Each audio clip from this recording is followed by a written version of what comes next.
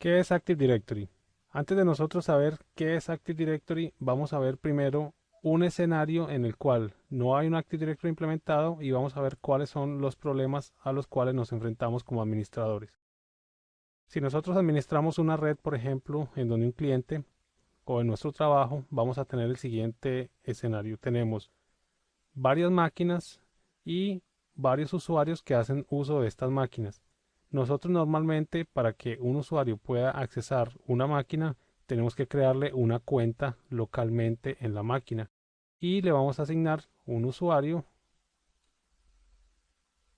y una clave. Este usuario y esta clave quedan guardados en esta máquina en una base de datos local. Si queremos que otro usuario entre a otra máquina, tenemos que hacer lo mismo, crear un usuario, una clave diferente y dársela al segundo usuario. Eso lo vamos a tener que hacer en todas las máquinas para que ellos puedan ver los recursos de la máquina localmente e iniciar sesión. ¿Qué pasa, por ejemplo, si tenemos ahora un servidor de correo? Aquí también tenemos entonces que crear en el servidor de correo un usuario y una clave para el correo para que el usuario pueda descargar sus correos desde la máquina. Si tenemos un servidor de archivos, queremos compartir carpetas entre estos usuarios por la red, tendríamos entonces que crear el usuario 1 con la misma clave y el mismo usuario en este servidor. Tendríamos que crear el usuario 2 igual con el mismo usuario y la misma clave en este servidor. Tendríamos que crear el usuario 3 con el mismo usuario y la misma clave en este servidor. ¿Para qué? Para que cuando estos usuarios vean por la red este servidor, este va a preguntar, bueno, ¿quién es usted que está tratando de ver mis archivos? Y como no tiene forma de autenticarlo con el usuario que está remoto en la base de datos de usuario remoto, lo autentica con los usuarios que están locales en su base de datos.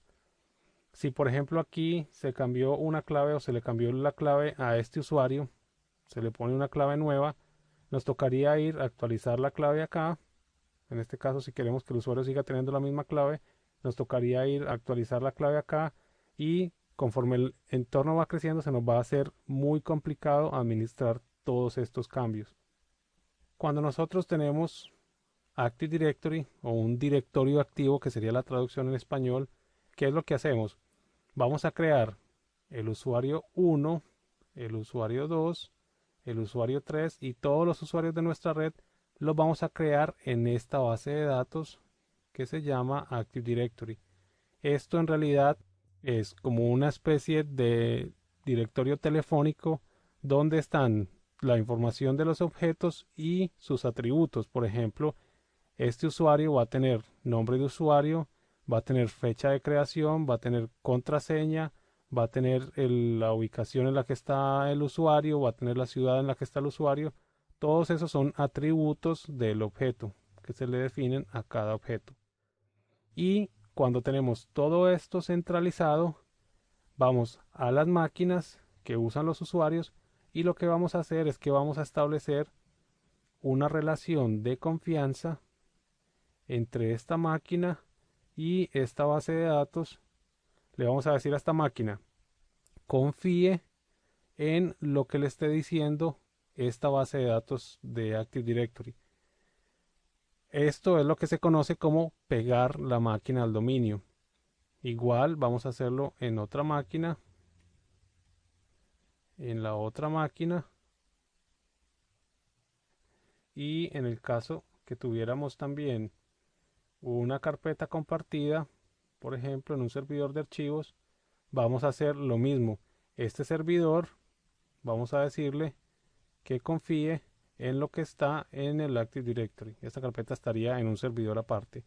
Ahora, cuando un usuario se va a autenticar en esta máquina, quiere usarla, quiere iniciar sesión, le va a salir el cuadrito donde está el nombre de usuario y la contraseña. Cuando esta persona se esté autenticando, va a decirle que se autentique con el dominio, porque la máquina pertenece a ese dominio, y le va a poner el usuario y la clave. Cuando ponga esos dos datos, esta máquina va a verificar con el Active Directory y le va a decir, ¿estos datos son reales o son falsos? Si el Active Directory le dice, sí, ese usuario existe y la clave está bien, esta máquina entonces le va a permitir que el usuario inicie sesión y pueda usar sus recursos. Si esta máquina por algún motivo se le dañara al usuario, el usuario va a poder pasarse a esta máquina. Igual, como ella confía en la misma base de datos centralizada, va a poner el usuario y la contraseña, se hace el mismo proceso de verificación y lo va a dejar entrar a esta máquina. También nosotros podemos decirle igual al Active Directory que un usuario solo puede iniciar sesión en una máquina determinada. Eso lo podemos ver más adelante. ¿Cuál es la ventaja que tenemos? Vamos a tener toda la información de usuarios centralizada en una sola base de datos.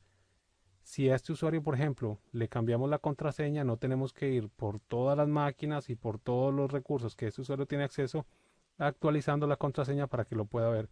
Va a ser completamente centralizada.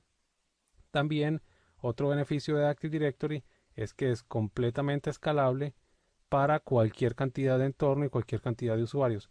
Esta base de datos tiene una ventaja que se puede replicar entre varios servidores. Si nosotros tenemos otro servidor que va a ser otro controlador de dominio, esta base de datos podemos replicarla. Vamos a correr esto aquí.